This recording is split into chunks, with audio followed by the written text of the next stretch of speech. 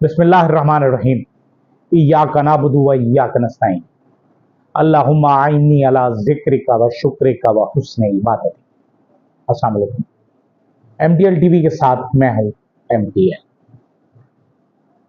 आज हम गुफ्तगू करेंगे पाकिस्तान में मजमूई तौर पर जो सियासी सूरत हाल है, और फिर पाकिस्तान तहरीक इंसाफ और SCO समिट और सऊदी अरब से होने वाले हमारे मुआहदे।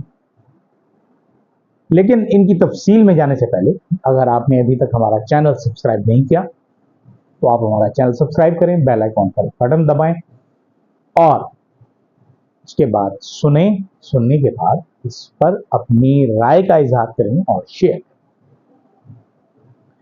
बहरहाल SCO कॉन्फ्रेंस शुरू होने को है, इस्लामाबाद पूरा सीज है। इमरान खान की सेहत के बारे में खदशात बढ़ते चले जा रहे हैं और इस वक्त पाकिस्तान तहरीक इंसाफ ने कल 14 तारीख है, 14 तारीख तक एक डेडलाइन दी हुई है कि अगर इमरान खान से किसी वकील, मुआलिज या उनके ख़ानदान के किसी फ़र्द की मुलाकात करवा दी जाती है और उनकी सेहत से मुताल्लिक खदशात दूर कर दिए जाते हैं तो ठीक है, वरना 15 तारीख को SCO कॉन्फ्रेंस के मौके पर पाकिस्तान तहरीक इंसाफ इस्लामाबाद में डी चौक पर मुजाहरा करें। ये ऐलान क्या करना हुआ, लोग तो ऐसे भौ भौ करने लगे जैसे उन्होंने जिंदगी में कभी एहतजाज नहीं किया।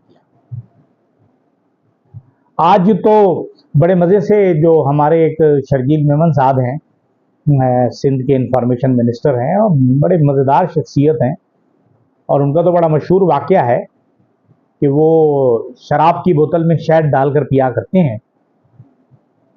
उन्होंने फरमाया कि ये इस्राएली एजेंट पाकिस्तान में है, बैठा है, जो SCO कॉन्फ्रेंस को नाकाम बनाना चाह रहा है, और इनका नुमाइंदा जो है वो तल अवीव में बैठा है। क्या ही कहने शर्जील मेमन साहब, पहले आप अपनी उस शहद वाला मामला और शराब वाला मामला, उस पर अपनी पोजीशन क्लियर करवा लें तो ज़्यादा बेहतर है। दूसरी तरफ अगर हम देखें, बिलावल जरदारी आईनी तरामीम के लिए इतने बेचैन हैं, इतने बौखलाए हुए हैं, बावले हुए हैं, उन्हें कुछ नहीं मिलता। उनकी तो पता नहीं क्या मुसीबत है कि उन्हें पढ़ने लिखने का भी शायद शौक नहीं है, नॉलेज भी नहीं है। अब वो आईनी तरामीम को अपने नाना की जहालत से भी मंसूब कर रहे हैं। मतलब ये कि उनके नाना जनाब जुल्फ़िकार अली भुट्टो, जिनके नाम का वोट वो लेते हैं, अपने बाप दादा का वोट नहीं ले सकते, वो कभी भी अपने बाप दादा के नाम से वोट लेके पाकिस्तान में हुकूमत नहीं बना सकते। वो अगर कभी हुकूमत बनाएंगे भी तो अपने नाना भुट्टो, जुल्फ़िकार अली भुट्टो के नाम का वोट हासिल करेंगे।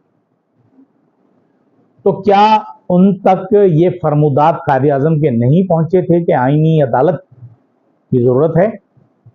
और अगर कायदे आज़म ने कभी ये बात की भी थी तो कब की थी?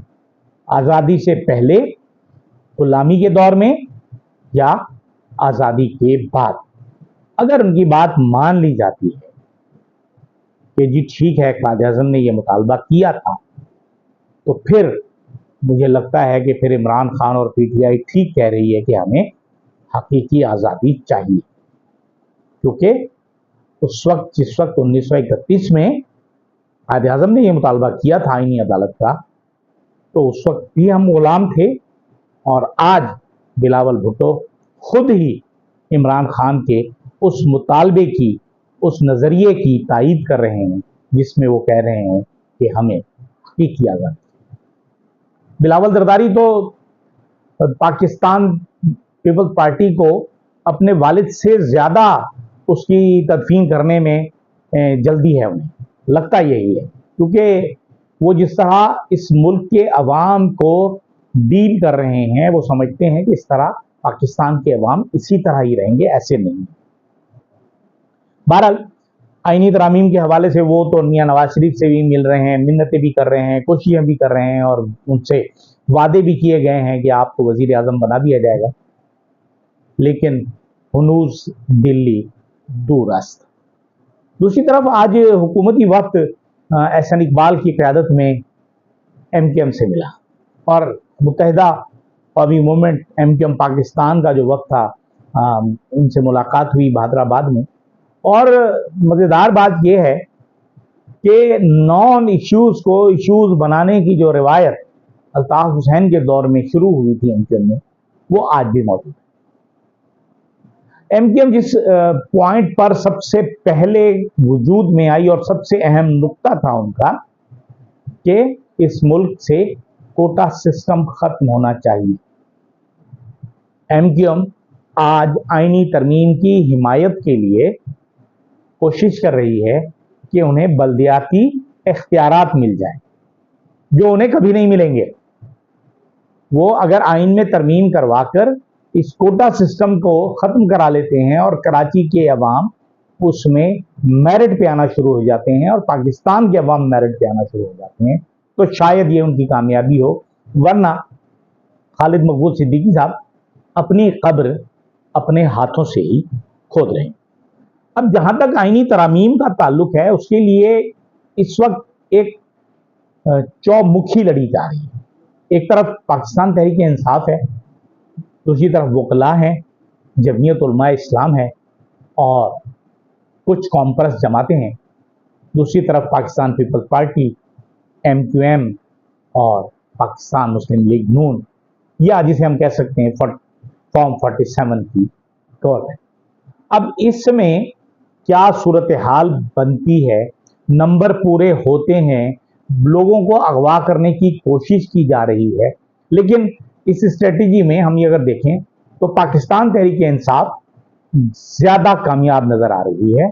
उसने अपने तमाम एमएनएस को और सेनेटर्स को छुपा दिया है, सिवाय चंद एक के जो पहले ही से जिनके मामला तय हो चुके हैं हुकूमत से, जिनमें सेनेटर सैफुल्लाह अब्रो का नाम भी लिया जा रहा है, लेकिन नंबर पूरे नहीं हो जा रहे। जाहिर है आईनी तरमीम हो रही है, आईनी अदालत बनने वाली है, हमारी पाकिस्तान की तारीख में पहली आईनी अदालत बनेगी। गैर आईनी अदालतों के ऊपर एक आईनी अदालत बनने जा रही है, जिसकी बहुत जरूरत है बिलावल जरदारी को, शहबाज शरीफ को बहुत जरूरत है। जैसे हमारे काजी फायज ईसा साहब, चीफ जस्टिस साहब जो हैं, वो कोशिश में लगे हुए हैं किसी भी तरीके से, जैसे उन्होंने मैनेज कर दिए इलेक्शन, पहले किए इंतखाबी निशान छीना, फिर उन्होंने जो इलेक्शन ट्रिब्यूनल्स जो हैं वो बनवा दिए अपनी मर्जी के। मतलब ये कि जो जिम्मेदार है बिल्ले को उन्होंने दूध की रखवाली पे बिठा दिया। इलेक्शन का बिल्ला, इलेक्शन कमीशन, राजा, सुल्तान, सिकंदर और फिर सोने पे सुहागा, उसकी मर्जी के जज, वो भी रिटायर्ड, उसकी मर्जी के जज, वो भी मैनेज्ड। अब ऐसी सूरत हाल में क्या होगा? इस मुल्क में आप तबाही फेरने के लिए आए हैं। जब तारीख लिखी जाएगी तो पाकिस्तान की तारीख में राजा और काजी, इन दोनों का नाम हमेशा स्याह रूप में लिखा जाएगा। जस्टिस मुनीर को जितनी लान तान मिलती है, इनसे कई गुना ज्यादा इन्हें मिला करेगी कि इन्होंने इस मुल्क को, तरक्की करते हुए मुल्क को तबाही की तरफ धकेला। क्या ये समझते हैं कि बिलावल जरदारी और शहबाज शरीफ, जो अपने ही भाई का कातिल है, जिसने अपने ही भाई की पीठ में छुरा घोंपा, क्या वो इस मुल्क को कामयाबी की तरफ ले जा सकता है? कुछ नहीं। दूसरी तरफ अगर खुदा ना खास्ता पाकिस्तान की जेल से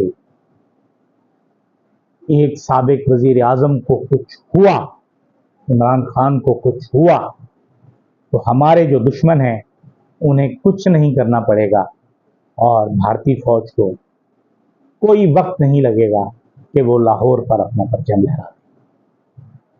یہ سوچنے کا وقت ہے ہم تمام لوگوں کے لیے کہ ہم اپنے ملک کی حفاظت، اپنی ملک کی حفاظت اور ترقی کس طرح کر سکتے ہیں، اور یہ صرف اور صرف اسی وقت ممکن ہو سکتا ہے جب ہم تمام لوگ اپنی آئینی حدود کے اندر رہتے ہوئے اپنی ذمہ داریاں پوری کریں اور اس سے باہر نہ جائیں۔ اس سے باہر اگر کوئی کام کرنا ہے تو جس کا کام اسی کو ساجے۔